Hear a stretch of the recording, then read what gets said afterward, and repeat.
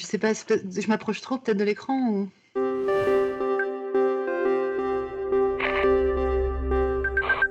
Donc si on vivait dans un conte de fées, l'algorithme serait un peu comme une formule magique, mais à défaut, on peut plutôt le comparer à une recette de cuisine.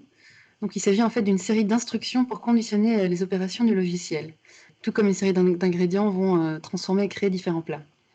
Sauf que maintenant, avec les connexions, permanentes de nos appareils, en fait, les algorithmes prennent de plus en plus de place dans nos vies, parce qu'ils génèrent, nos résultats de recherche, nos publications, nos recommandations d'achat, de lecture et d'amis, et donc la quasi-totalité du monde virtuel, dans lequel on passe, de plus en plus de temps.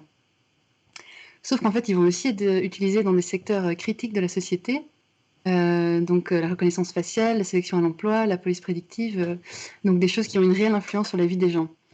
Donc en fait, ce qu'il ne faut pas oublier, c'est que, en fait, ces outils ne sont pas neutres, juste parce qu'ils sont produits par des machines. On oublie qu'ils sont codés par des humains et souvent, en fait, par des entreprises, des institutions ou, des gouvernements. Et donc ils vont intégrer toutes ces préconceptions, les choix ou même les erreurs, en fait, de ces institutions. Et donc puisqu'on leur délègue de plus en plus de responsabilités, c'est très important, en fait, de réfléchir à qui les génère et avec quels intérêts en vue.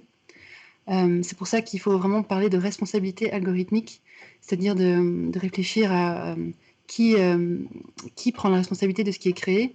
Quand on travaille en open source, par exemple, on travaille de façon transparente, on peut étudier et examiner, ce qui est créé.